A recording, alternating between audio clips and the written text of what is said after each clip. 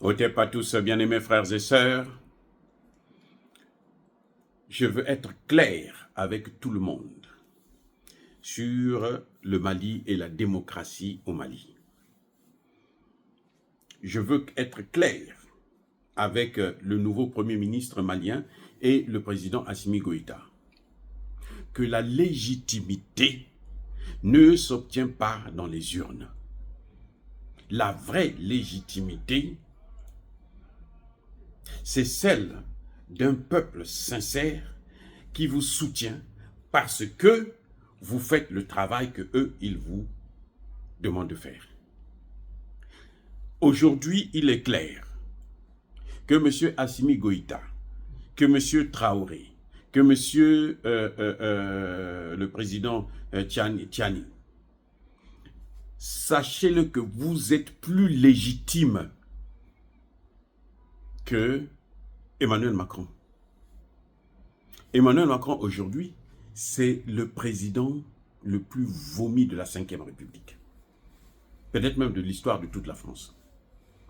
Les Français n'ont jamais vomi un président comme ils sont en train de vomir Emmanuel Macron. Il n'a aucune légitimité actuellement. Sa seule légitimité, c'est l'élection. Or, cette élection-là, cette légitimité-là, ne règle pas les problèmes de Français. Au contraire, si les gens parlent de destitution, on parlait de destitution, on parle maintenant de démission, c'est qu'il n'est pas légitime. Il n'a aucune légitimité. Vous voyez, c'est terrible, les gars. Il faut que le président Assimi Goïta sache, nous n'avons pas besoin d'élections. Je ne comprends pas.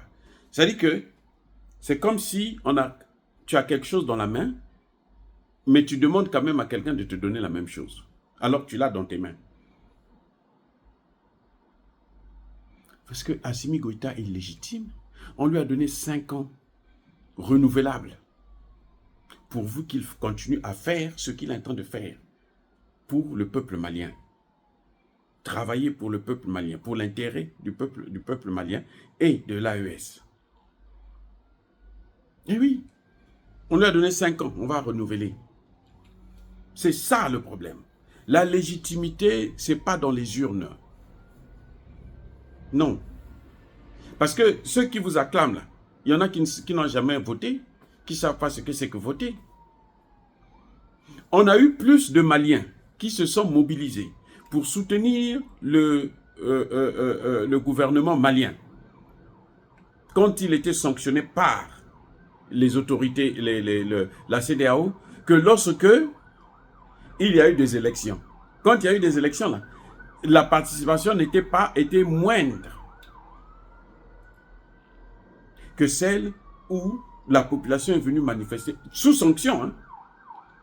On est en train de vous torturer moralement, financièrement, économiquement, politiquement. Mais le peuple vient quand même pour dire, nous on est là avec vous. Ne vous en faites pas, il n'y a rien qui va se passer. Ça c'est ça la légitimité.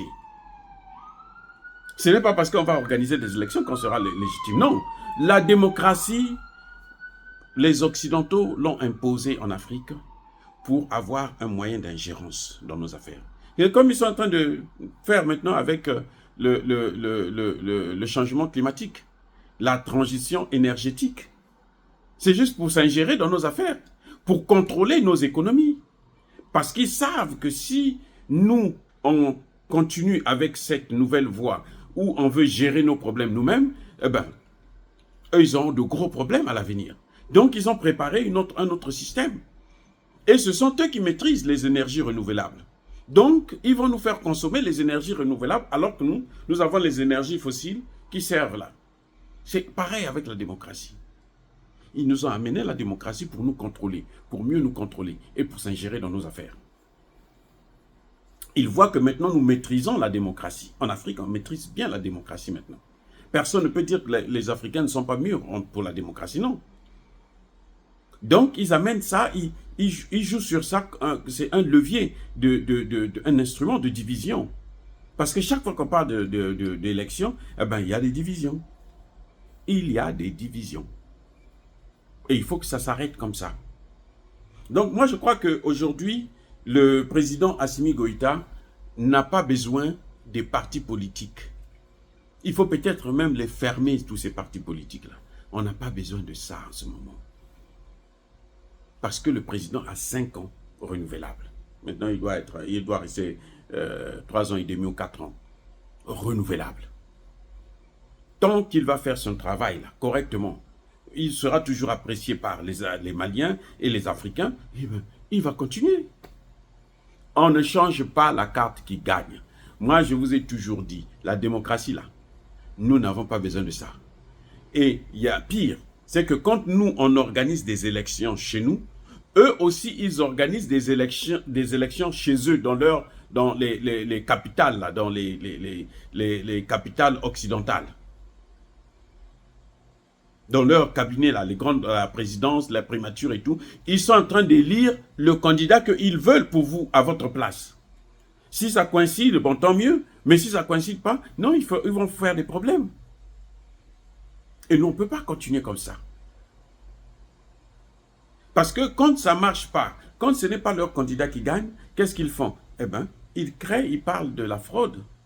Et puis, ils commencent maintenant à créer la division. Ils amènent des guerres civiles, ainsi de suite. Donc, je crois que le président Assimi Goïta devrait prendre sa responsabilité pour ne même pas penser aux élections. On va penser à ça là, quand nous serons prêts. Pour l'instant, ce qui compte pour nous, c'est faire avancer la Confédération et puis les objectifs de la Confédération. C'est ça qui est important. C'est le plus important. Notamment, nous avons par exemple la guerre contre le terreau, mais continuer à progresser là-dedans. La démocratie, qu'est-ce qu'on en a à foutre? Ça, c'est ma thèse depuis... Mais alors, quand je faisais ma thèse de doctorat, j'avais déjà commencé à parler de ça. La démocratie, ce n'est pas notre problème. Là où tout le monde dit, démocratie, démocratie. Vous avez vu des panafricanistes qui parlaient de la démocratie. Il faut la démocratie. Nous voulons des élections. Nous voulons ceci. Moi, je disais déjà que non, mais ça, ce n'est pas bon pour nous. Nous n'avons pas besoin de ça. Ce n'est pas ça qui développe. La Chine ne s'est pas développée à cause de la démocratie. L'Inde ne s'est pas développée à cause de la démocratie. L'Indonésie, hein, tous ces pays-là qui sont en train... L'Iran aujourd'hui, là, c'est un pays où même la France ne peut pas parler devant l'Iran. J'ai dit la France, là, que vous voyez là, elle ne peut pas parler devant l'Iran. Vous avez vu ce que l'Iran a fait à Israël? Pendant que Israël a besoin des avions américains pour l'aider à venir jusqu'aux frontières de l'Iran pour bombarder quelques sites, l'Iran, ils sont chez eux depuis Téhéran, là, ils envoient et ça va jusqu'en Israël. 2000 km au moins, je pense. C'est pas la rigolade. Donc, des gens comme ça, vous croyez qu'est-ce qu'ils ont à voir avec des Français? Donc, ça, c'est pas... Et pourtant, ce n'est pas une démocratie, l'Iran. Vous me dites qu'il y a eu des élections, mais ce n'est pas une démocratie, ça. Ce n'est pas une démocratie en tant que telle. Voilà. Donc, bien aimés frères et sœurs, mon conseil pour le président Assimi Goïta, c'est d'oublier cette histoire d'élection. Hein, de les reporter s'inédit, et puis quand on sera prêt, quand on va évoluer, nous allons commencer à penser à ça. Je vous ai déjà dit qu'il y a 3 présidents, Assimi Goïta, Ibrahim Traoré et Tiani, tant qu'ils feront ce qu'ils sont en train de faire là, s'ils veulent pas, même s'ils veulent fuir, quitter la présidence là, il faut les prendre, les attacher, les ramener là, à Koulouba, et puis attacher avec le mur de Koulouba. Vous dites, toi tu restes là, ta place est là. Voilà quoi. Donc, bien aimés frères et sœurs, encore une fois de plus, soyez bénis, abondamment bénis par le Dieu des Kémites et par nos ancêtres angélisés, mais que tous ceux qui persécutent le continent africain, le pillent et le déstabilisent, qu'ils soient noirs, blancs, chinois, arabes, juifs, indiens ou qui qu'ils soient punis, maudits, foudroyés, neutralisés, écrasés, effacés par le Dieu des Kémites et par nos ancêtres angélisés. Vive l'Afrique éternelle. J'ai dit et j'assume.